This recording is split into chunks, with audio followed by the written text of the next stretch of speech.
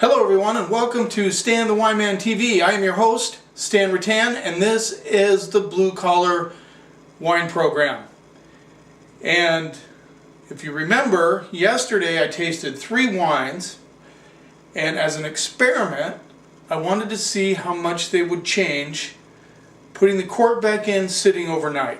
The reason for this exercise is to just show people that sometimes if you're patient with a wine, whether you decant it, hyper decant it, or whatever you choose to do, sometimes the wine will improve, especially if it sits overnight. So if you don't plan on drinking the whole bottle, put the cork back in, try it later, or maybe even if you tasted the bottle and you didn't really like it. What really got me going on this, as you remember from yesterday's episode, and I just want to show the bottle again, is Trey Bush's Renegade Wine Company Red.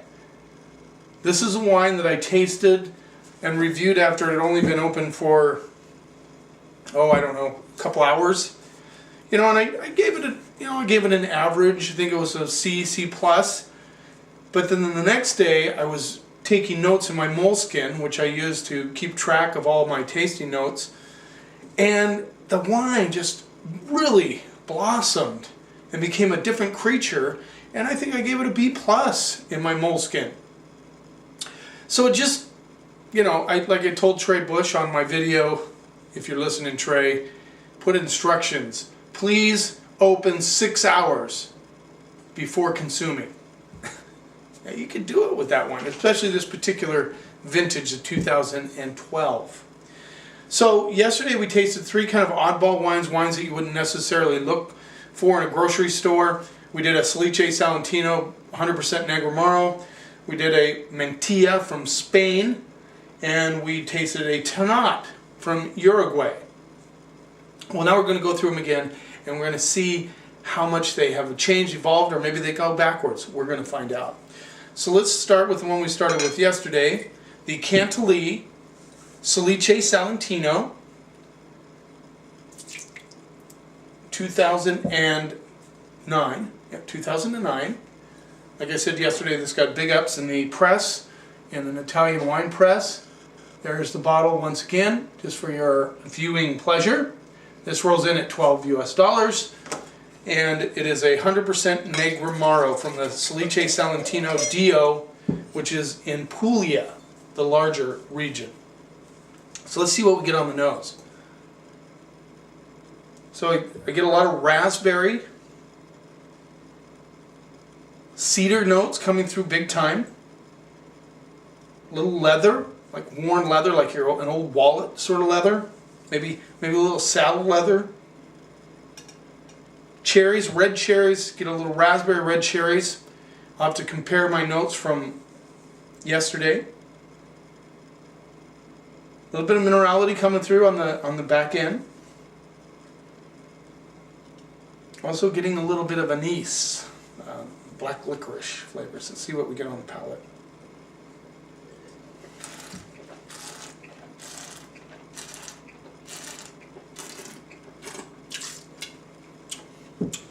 So immediately I'm finding that the minerality is kind of really mushrooming in this wine. It seems to me to be a little more predominant than it was yesterday. The crushed rock is amazing on this, and the violets.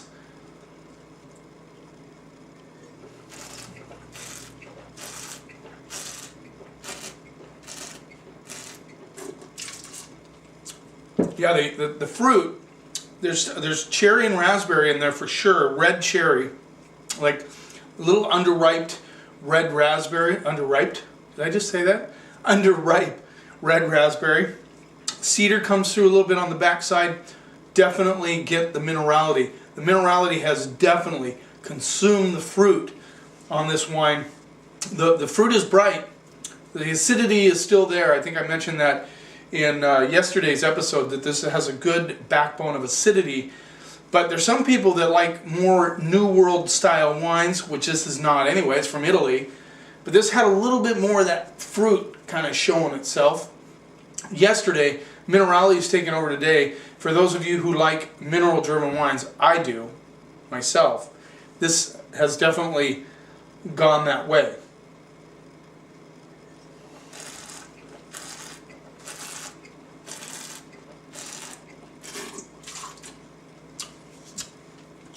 There's definitely a leather component. I get a little tobacco on the backside.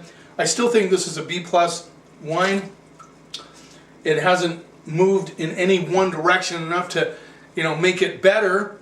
It's moved a little different towards the minerality side, which I like. And certainly it would be great with grilled meats.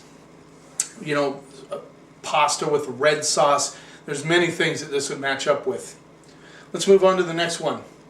This was the Mentilla A Portela Mentilla 2012. This is from Valdeorras, Spain, which is in the Galicia region of up in the northwest side of Spain. Like I said, many people would not go in and ask for a Mentilla. The C kind of has a sticky, like a Mentilla sort of thing going on. Oh, I have to apologize. I called this A Portela, it's A Portea. They do not pronounce the L. In Spain, I messed that up yesterday. I wanted to correct it today, and I did it again. It's A Portea Mentilla. All right. Let's see which way this one went. This one rolls in at $15. It got the same grade as the Salice Salentino.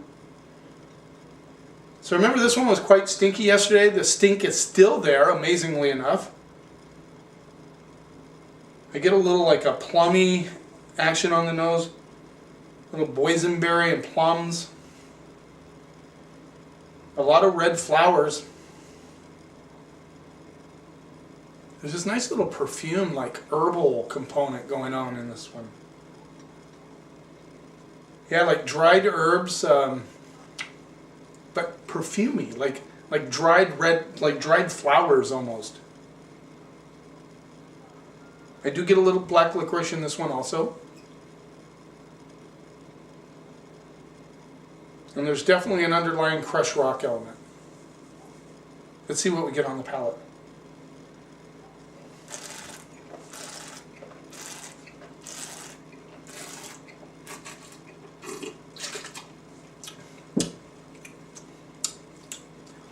This has a lot of herbal component, almost goes to the green side, a little bit of tomato stem thing going on, which I don't believe it had yesterday.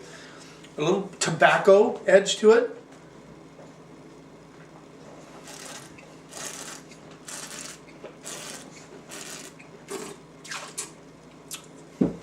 There's definitely minerality there. I get that minerality, I get that tobacco. There's a lot of leather going on in this. There is that underlying kind of boysenberry, blackberry thing going on. Yeah. This one, again, seems to have highlighted the old world side. Just excuse me 1 second. I'll be right back.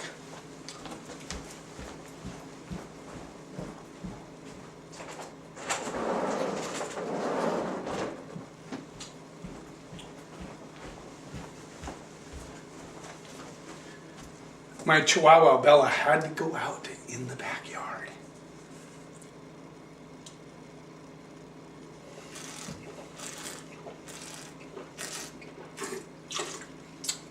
Still good acidity, good structure. I like this wine. Again, it went to the old world side. It's definitely showing its head a little bit stronger this time, but certainly has not gone backwards. It's got more minerals.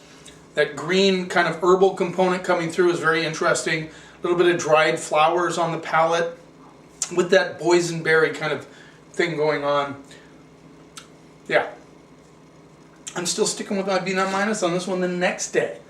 So far, neither two wines have improved massively like the Renegade did, a little $10 bottle of wine, but they have gone further to the old world side, which they are. Of course, Spanish and Italian are old world wines, but they had more fruit yesterday.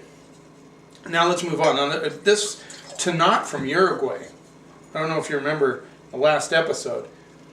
Man, a lot of fruit on this one.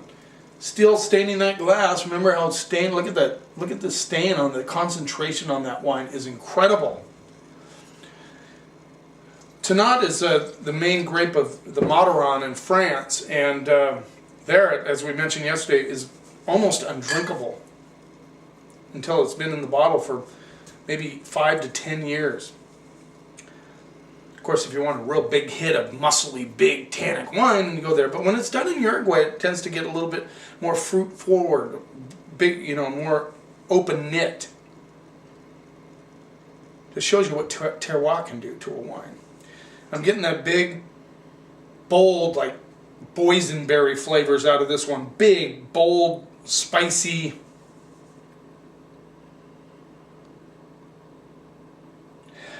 Really jump out of the glass. The aromatics on this are, you're going towards fruit bomb style on this one. Lots of black licorice, lots of boysenberry, lots of currant notes coming through. I just get a tiny hint of spiciness and minerality. Let's see what we get on the palate.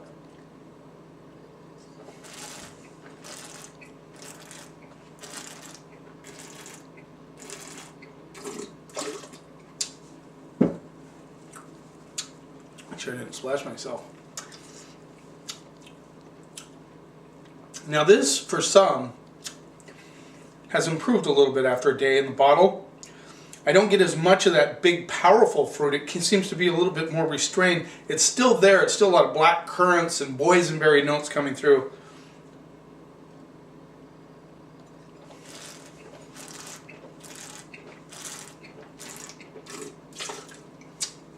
The black licorice is prominent. It has this underlining minerality on the backside, which I really like. Not quite as over the top as it was yesterday.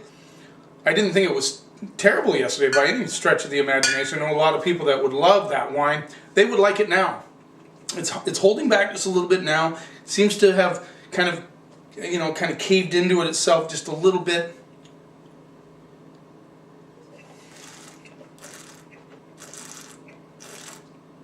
Yeah, I like that black licorice currant thing going on, and then the minerality on the backside. You get this little kind of like gritty minerality saying, hey, I need some food. I need a piece of cheese. I need some grilled steak. I need something to match up with this wine. I'm going to stick with the B plus A minus on this wine also. I don't think it's improved dramatically. It hasn't gotten any worse. In fact, it's about the same, maybe just a little better for those who don't want a bigger fruit style wine. But they all held their own. They changed towards the old world. This one just got a little less fruit bomby, if that's a word. It is today. But all stayed right in that area of where they were yesterday. Pretty interesting. I was hoping one of these would just like totally and radically change, and they didn't. But it certainly didn't hurt them to sit overnight.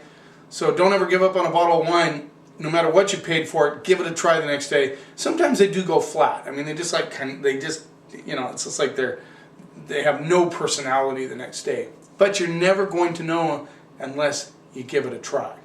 Thanks for watching. Interesting experiment. Cheers, and here's to keeping the snob out of wine.